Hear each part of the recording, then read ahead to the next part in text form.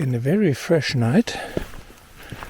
We all thought we were a bit cold, but no ice on the stretcher, so we thought, yeah, I don't know, strange. However, no ice on the stretcher, yes, but plenty of ice in the kettle. So that is nearly, yeah, very good frozen.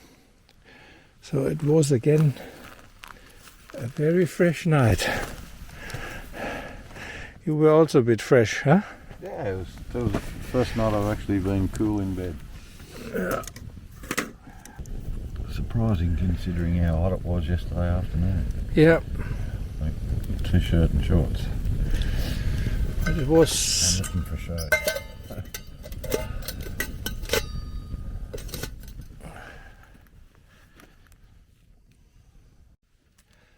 So chicken, you were warm? Yep, all night. The only one warm tonight. I don't know why. Instead of being cold, it's a nice change. You had that big sheepskin on top of you. And then I had a jacket shoved down the bottom. Ah, so that did work. Yeah, and then I had my mum's poncho, like covering all the gaps of the air, and then I ended up also kind of pulling that over my face and huddling around me. So. Good.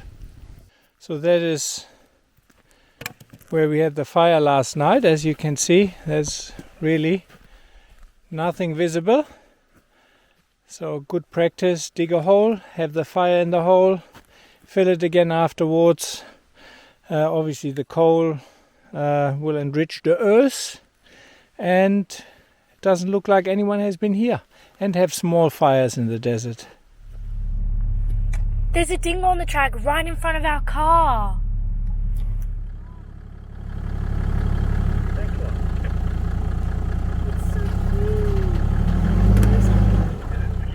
She was a pretty young and healthy girl, not very timid though. She kept her safe distance, but yeah, came fairly close, was very curious.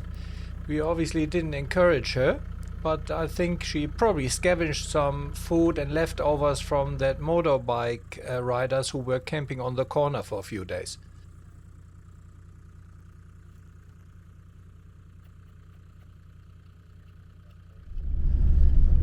So, we're now driving the southern end of the Hay River, which I hadn't done.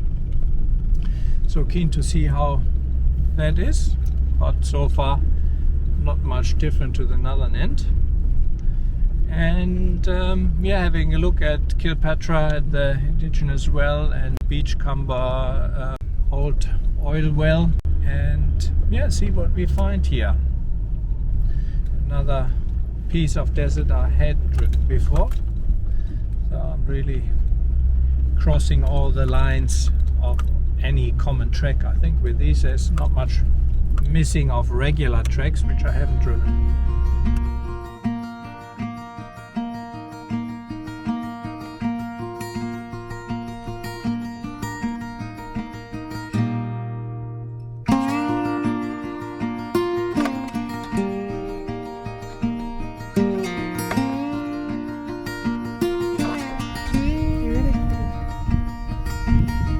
Smell?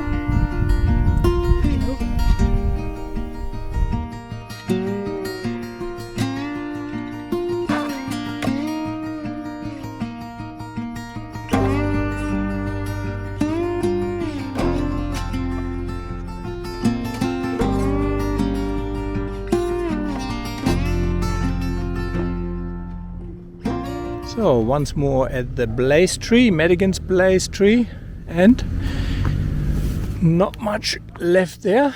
If you're gonna have a look, I think this was a blaze, and I will show you in post edit when Dennis was here, Dennis Bartel, and he has pictures of it 40 years ago when you clearly could still see it.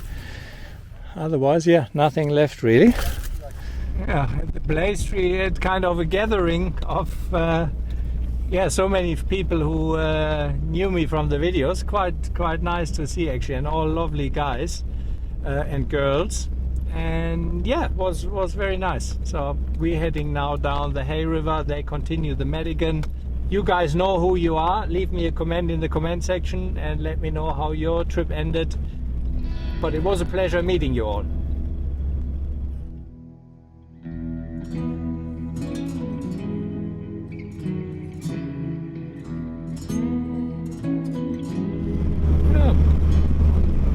Hay River still made pretty good progress already. It's 11:30. Have done 44 Ks, and we'll see whether we find that eagle's nest. It's still on the old HEMA maps and on Explorers. That would be surprising if that's still in the tree. According to the marker, that's exactly where the eagle's nest is supposed to be. But there's no eagle's nest around here. So, safe to say that is gone. Camel dung.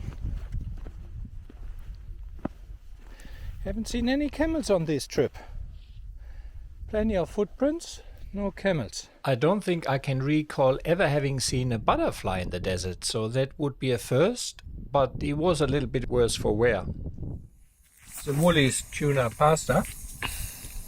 Usually they come with plastic stuff, but that's actually paper. That's paper. The bowl though is still plastic, obviously. But I think small step, right direction. Paper and paper fork or spork. And a wooden fork, and a wooden spork, which is good. Sustainable, not plastic. You really can't beat a jet boil and an AeroPress for a quick coffee. Very pleasant drive, winding a little bit and has a bump here or there, but overall, yeah, at around 30-35 Ks, you just cruise along, beautiful countryside. Some very nice gum trees actually with leaves for change now here in comparison to a bit higher up north. So yeah, very pleasant. Glad that we went down here. Steve got a bit lulled in by the gentle drive and against my advice aired up at the coffee break and was now running in the mid 20 psi's. The Hay River trek runs mainly between swales, north-south. However, you have the occasional dune to cross, and they don't have much run-up as you drive parallel to the dune until you do a sharp turn for the crossing. I was still on my desert pressure of 15 psi because we still had over 300 kilometers of desert in front of us. When Steve aired up, I was pretty sure that would bite him in the butt, but I mentioned it once and then I don't argue. And yeah, as we can see here, the high pressure really spoiled it for him. He gave it a second go with the same result, and then he let the tires back down to his previous pressure and did not have any further issues. However, I was really impressed with Steve's driving overall with the stock vehicle, and the type of driving we did on this trip is certainly not what he usually does, and he just drove everything with ease and very controlled. Now, my main navigation really has been memory maps for all, the new version. Yeah, really like it. Obviously a lot of my input in it, so I ought to like it. But that definitely is now again my main app, and Explorers I run for the maps for reference. Here's another dune with a sharp turn that gives you a pretty good idea what you can expect on the southern part of the Hay River trek. With correct tire pressure, it's all super easy.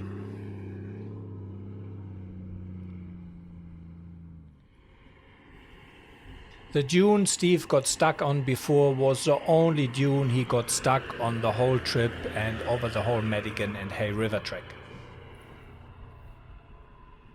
We decided to go to camp early on the day because we all wanted to have a good wash and a shower, and found ourselves a nice little gidgee grove. People can't believe it. I mean, they dig holes and they leave the toilet paper there. Look at that over there. Rubbish everywhere. Nappies. Oh, what is that? Just do you have some fire? Let's put some mether on it and burn it. Yep, I'll grab some gloves and we'll pick it all up. Clean the desert after the pigs. People shouldn't be allowed in the desert, honestly. Found our campsite. Steve's coming in now. And we're going to be setting up over here.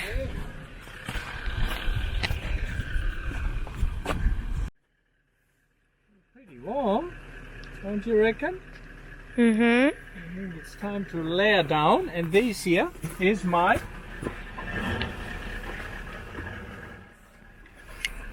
through the smell test chicken. That's 17 days. I mean, you smell a tiny bit, Not really. but for 17 days, huh? Mm-hmm. That's good. It's an Icebreaker Merino 260, and this is, what does that say? It is an icebreaker cool light. Cool light. Now that does smell a little bit more, but that is the underlayer now for 6 days or so. Pretty good.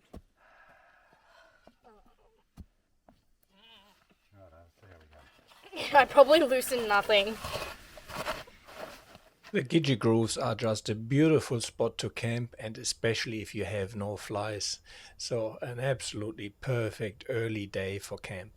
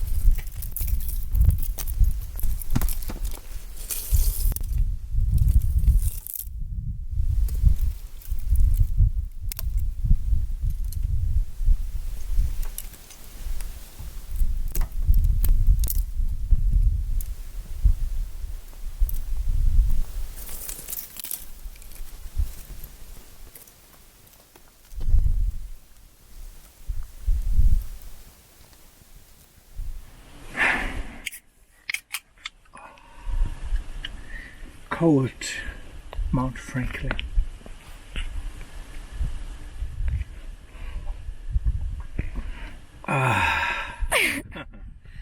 It's pretty warm today, huh? Yep, it's very warm. You better put your sleeping bag out to dry. And there's not too many flies as Then well. we're gonna have a wash. Yep. Oh, yeah. It's nice. C2 Summit Wild Wash, biodegradable.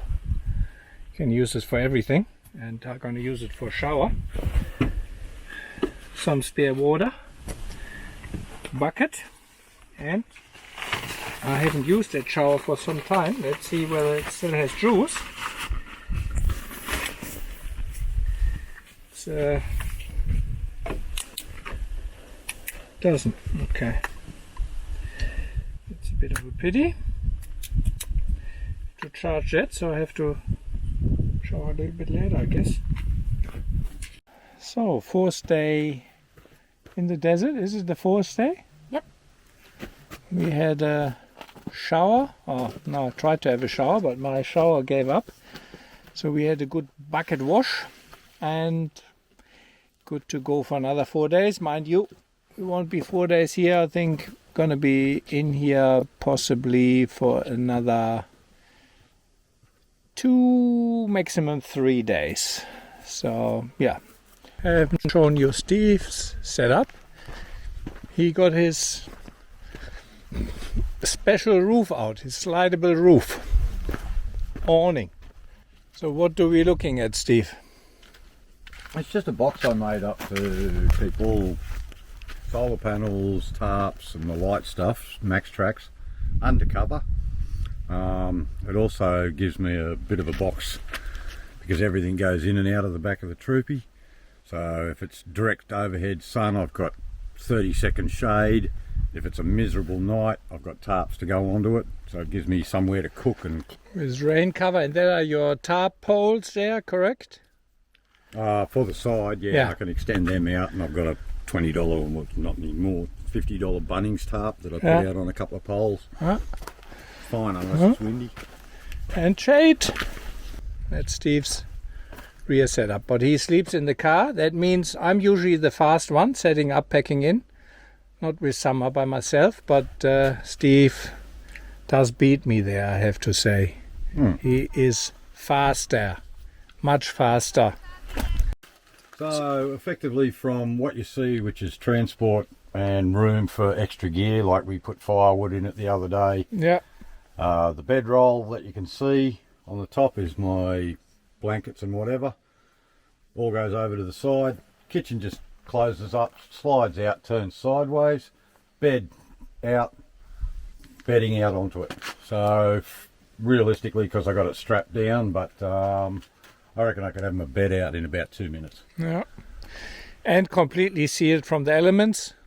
So with air conditioning and a heater if required. Yeah. Look, for a single person, if you fit in there, that hard to beat in regards to quickness and probably comfort. Yeah. Good. Completely different story if you're travelling with two. Yeah. That is for sure. You know, it's either something up on the roof or a tent, because you pull all that gear out so you can get a double bed in there, but for one it's just perfect. I agree, very quick. And that's our 2 stretches. 79 kilometers we did today. But that means 6 kilometers backtracking from the Madigan camp. So we did, in regards to getting to our destination, Birdsville, so we did 74 kilometers. Righto, well I did some really rough maths scaling off the lat longs and came up with 66. I would suggest we're going to camp somewhere on the QA line, somewhere here, Yep. And then early in the morning, we head off to Birdsville. Make me all you make me all believe.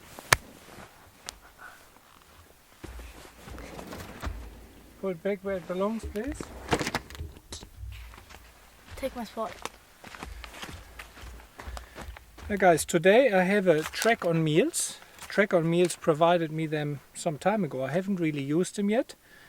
Pretty much because you need other stuff for it. So it's not really a dehydrated meal, which you only need hot water.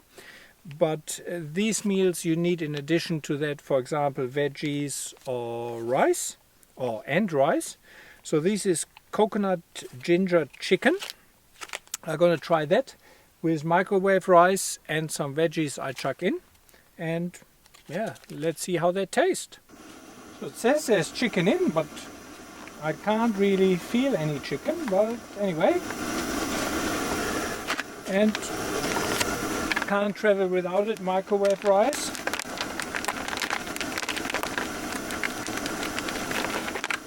Cooking rice would be a waste of water, too much time, and that really tastes good.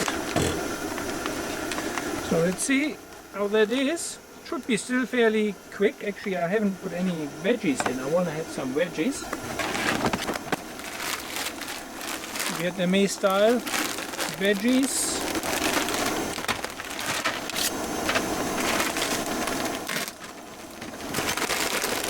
Of course, they are frozen.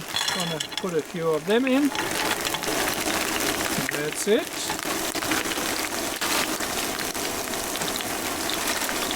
Always have a few packs handy. Fold the bag. Pack on it, back in the freezer.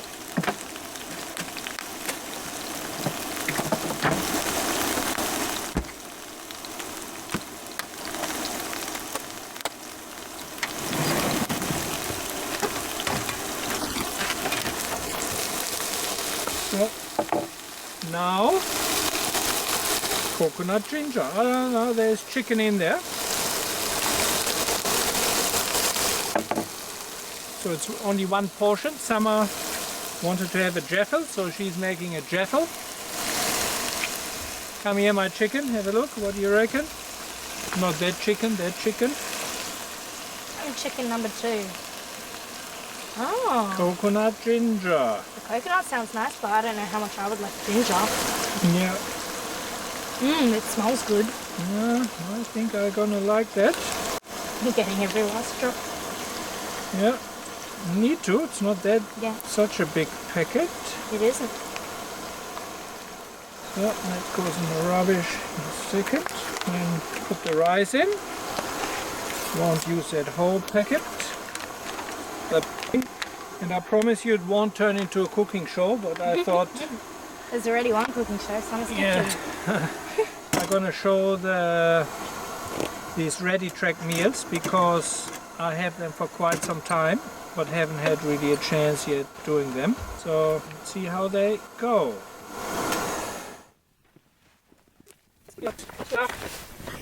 I reckon for one portion. See how it tastes.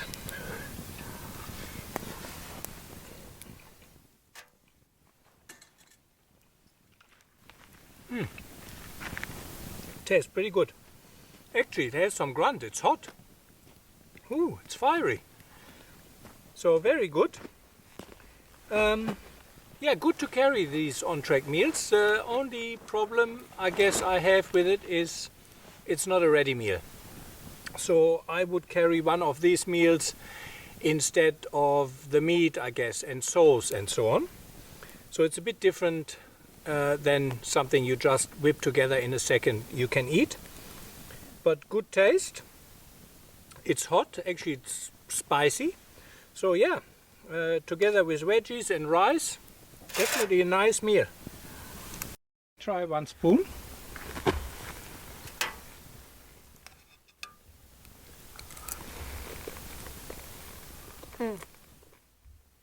Yeah, you like it? Not too hot? It's hot, but it's a good temperature. That's really good. Spicy hot. Now I don't want Jaffles anymore. You have your Jaffles. That was your choice. To make my baked bean Jaffle. Oh gosh, I hate this part. It gets so messy. Gins the sides. We only learning the Jaffles. From Steve. Because you can't believe it, I never had a Jaffle line. Yeah, I'll put on. Little glob. Not too much, just a spoon. Take the spoon. Oh, hang on, before you put the beans onto that, because that's really hard to move. Put one side in here. One side in there and push a dip into it, and then spoon it in. Alright, spoon a bit in. No, you've already cooked that side. That's the side you looked at. No. No. Wasn't it?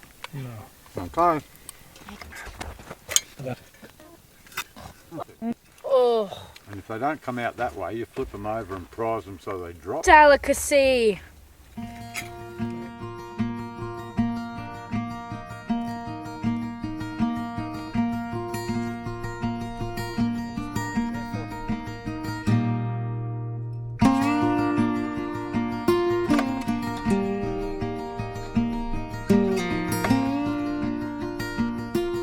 So guys, thanks for watching. I hope you enjoyed the video. Please keep in mind this is a self-funded channel, so I would greatly appreciate if you could help me out by sharing, liking and subscribing. And if you can, please consider head over to Patreon or buy me a coffee, and with the equivalent of a cup of coffee or 2 per month, you can really help me making these videos.